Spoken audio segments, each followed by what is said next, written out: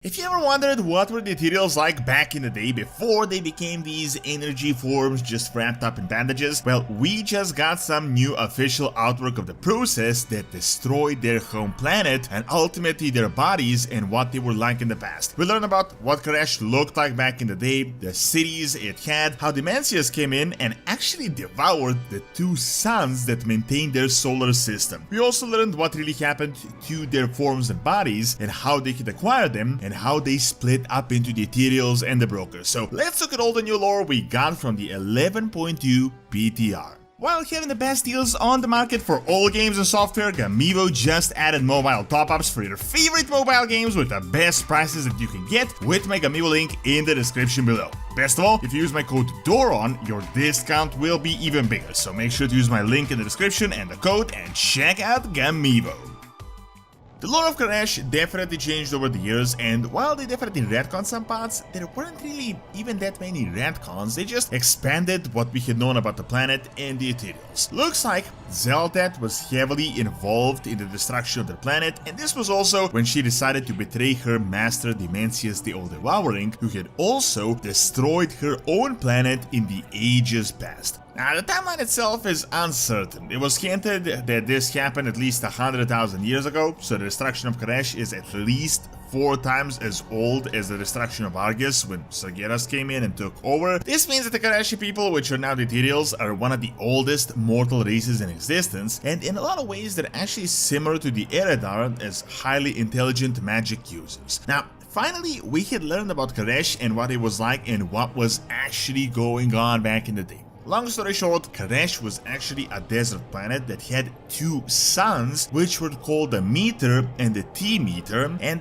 there were a lot of powerful city-states on this planet. Ethereals, known as the Koreshi, back then were magic users, traders, and overall, they were a heavily advanced civilization. Now, all of a sudden, they started hearing this Radiant Song, which is what is currently going on Azeroth, and they decided to form a team of experts and oracles and all these powerful guys to investigate and figure out what it is and what they can do about it. Is this dangerous? Of course, we still don't have 100% clear lore, but let's just say it's almost certainly related to the World Soul and something going on with the World Soul. Seeing that this Radiant Song came just a moment before Dimensias invaded, and now on Azeroth it is happening just before midnight, it could in fact be a warning of the World Soul that the World Soul is giving to us of imminent danger.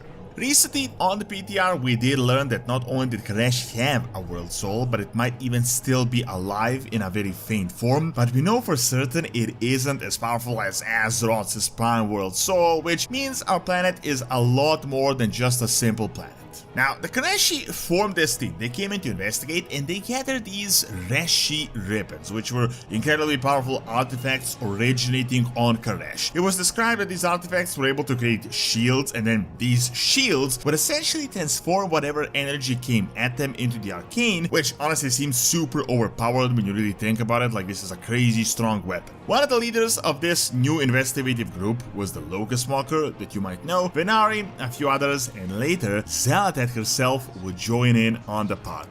However, all of a sudden, and not really all of a sudden because they had the warning with the Radiant Song, Dimensias came in, and as crazy as this guy is, the first thing he did when he barged into the door was he consumed their entire solar system. The guy literally just ate their 2 suns, and you can imagine this by itself would essentially doom the entire planet. The Koreshi did actually manage to fight on though. They made shields, these were incredibly powerful, they held on for quite a few years. However, what we just learned now was that this shield caused a process called the wasting, and they were essentially doomed either way. The magic from these shields started actually affecting the Koreshi that were defending themselves from this invasion. They started getting damaged by the shields, they had to put bandages over their bodies to not completely waste away from these energies that were just radiating. This terrible process caused crazy inner strife between them. They just went ham on each other, factions were created, some even joined Dimensias, and this was really the end of their resistance. They shattered from within. Here, they were kind of faced off with a doomed whatever you do decision, and Xal'atath stepped in. She realized she can actually use these ribbons to rebel against her masters, and she made a plan together with this group called the Revel, and ultimately they had to do something.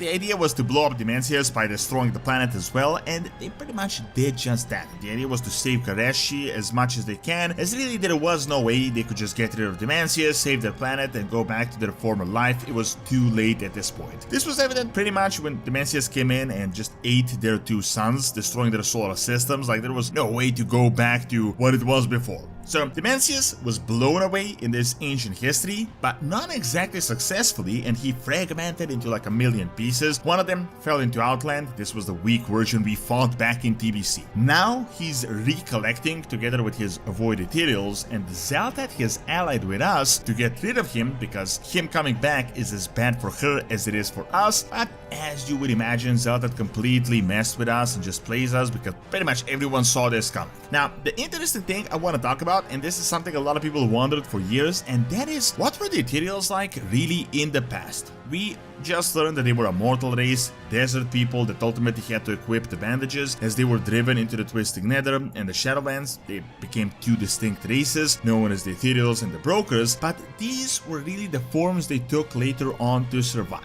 Well, we just got brand new artwork showing the destruction of the Kareshi, this entire historical event. The artwork shows the conflict the Kareshi called the Devouring War, and it is super interesting as this mural essentially shows the entire process, but also gives us a glimpse into what they were like in the ancient past. Unfortunately, they don't really give us exact artwork of what they were like with every single feature, but we do kind of get some hints and bare bones of their appearance. As you can see from the artwork, at the bottom is their current form, what they had to become to survive, Brokers and the Ethereals, and they're like going away from their home. In the background are their cities with really interesting architecture, sort of similar to Dalaran, but really to Tazavesh, which we learned was actually their city in the past that kind of split away. The mural shows a few more buildings, which gives us a cool look into what Karesh used to look like, and we can see the arcane shield over their cities. The shield is protecting from the void energies that are just coming in from everywhere to attack the planet. Now, the most interesting bit are these figures that you can see above the shield on the right.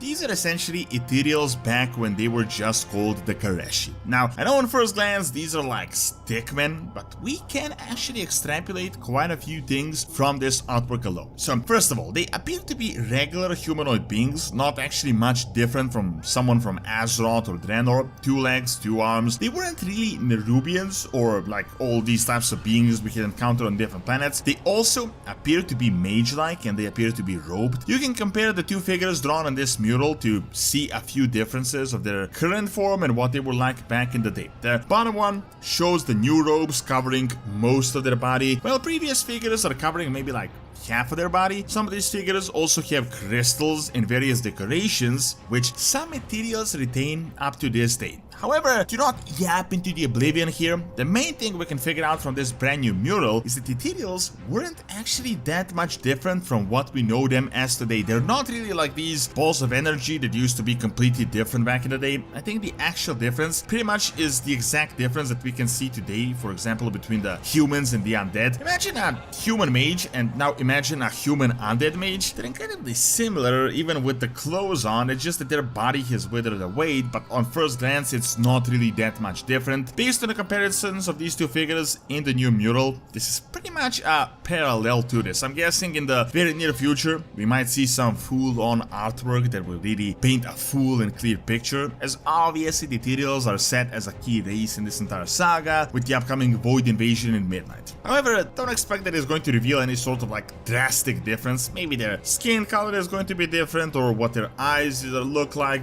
That's probably going to be the only difference. Not the overall appearance and shape, it's definitely going to be the same. It's essentially the Tazavesh aesthetic in this desert world. Seeing that it was a desert world, they wore white robes that were honestly working well with the planet's climate, as they had like 2 suns burning them up the entire day. These robes were probably decorated as they were mainly magic users, so overall a really interesting look, but nothing crazy or alien compared to what we had seen in the past.